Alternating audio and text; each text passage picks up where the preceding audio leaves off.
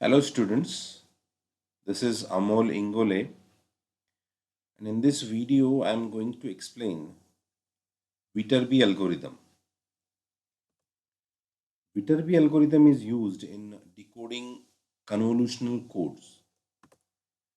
It is a dynamic algorithm for finding the most likely path in trellis diagram. In this video, I'll be explaining the steps involved in decoding convolutional codes using Viterbi algorithm. So let's see the first step. Divide the given received code into packets of n bits and write these packets over each time step of trellis diagram in sequence.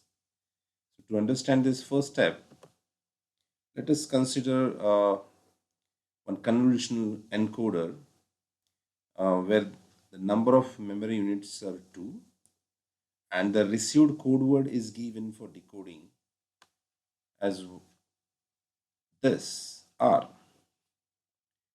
Now the first step is dividing the given sequence, given received code into packets of n bits.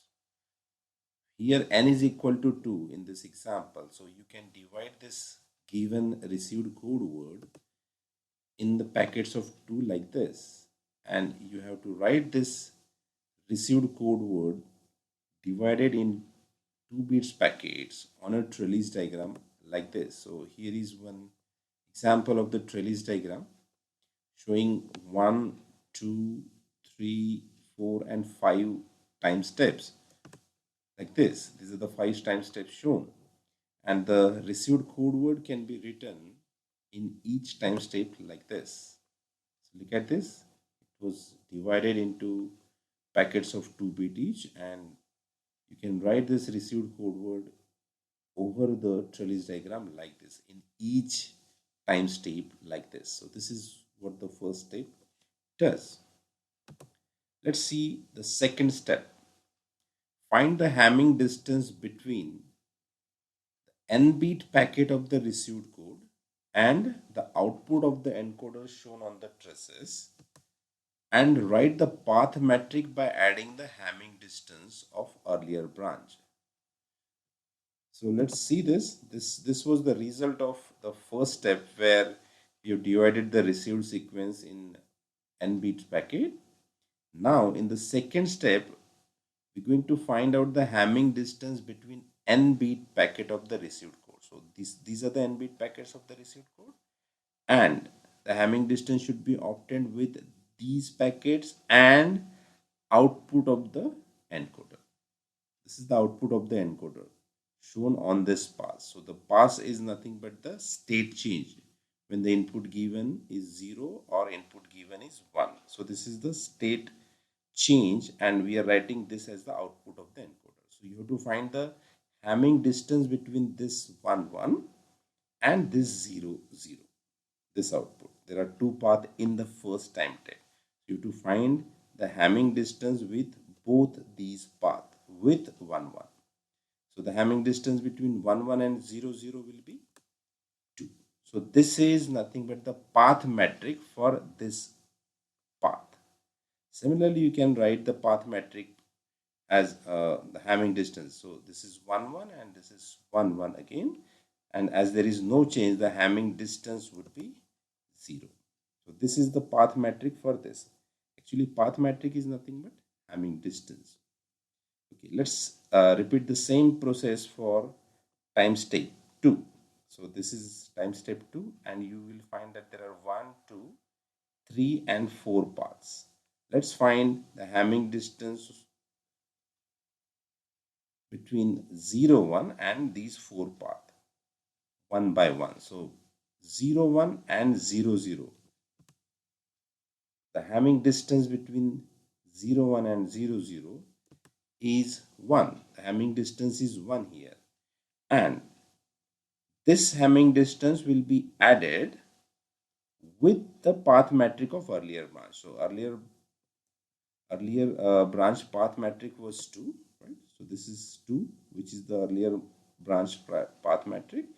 This will be added. So this 1 plus 2 is equal to 3. So this 3 is the path metric of the entire path from here to here. This is the path metric of the entire path, which is nothing but the Hamming distance, okay, between the part of the received code and this path. Similarly, you can find out the path metric of remaining paths. So look at this. This is the path metric 3, which is obtained by finding the Hamming distance between 0, 1 and 1, 1, which is equal to 1. Hamming distance between these two will be 1. 1 plus earlier branch path metric is 2. So 2 plus 1, 3. Similarly, you can find the path metric between the Hamming distance between 0, 1 and 0, 1. So as these are same, that is why the Hamming distance will be 0, 0 plus the earlier path metric 0. So the total path metric will be 0. This is the path metric for this path. Similarly, let's find the Hamming distance between 0, 1 and 1, 0. So 0, 1 and 1, 0, Hamming distance will be 2, as at both places these two code words differ. So the Hamming distance will be 2, which is 2 plus 0. The total path metric will be 2 here. Right? Let's see the third step now. Discard the path with higher path metric. So let's see with example. This is the result of second step where we have found the path metric in time step number 2. So here you have to take a decision. You have to discard a path with higher path metric. So you can see here there are 4 path metric written here: 3, 0, 3 and 2. If you compare, these two paths have got path metric equal to 3, which is higher compared to 0 and 2. So you can discard here these two paths, this one and the other one is this. So this one. Why to discard? What is path metric? Path metric actually is the Hamming distance between the part of the received code word and the path with which you're matching. If the path metric is higher, that means there is a huge difference between the part of the received code and the path. That's why it should be discarded. The main aim of this Viterbi algorithm is to find a path with minimum Hamming distance or minimum path metric. Right? So here you can discard these two paths with path metric 3.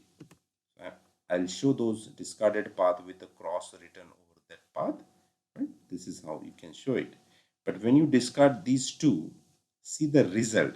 When you go to time step number 3, when you discard this path, these two path has got the input from this branch.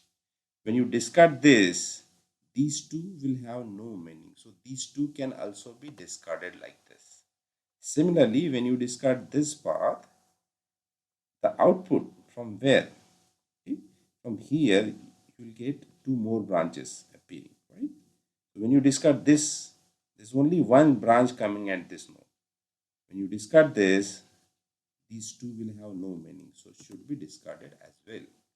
This is the meaning of discarding a path with a higher path metric, which is step number 3.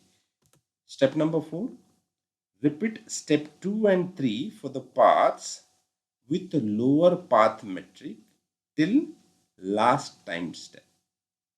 So you have to repeat step 2. Step 2 is finding the path metric and step 3 is discarding a path with higher path metric. So you have to go on repeating this step till last time step.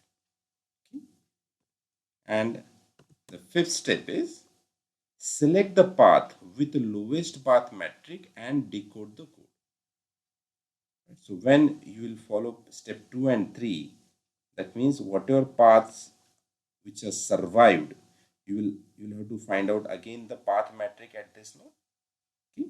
When you do that, again you have to discard a path with a higher path metric and you will reach the final time step At the final time tape, the path with the lowest path metric will be selected and will be used to decode the code. When you select the lowest metric path, that means the, that path is matching more with the received code. And that's how you can actually detect the error in the packet. Thank you.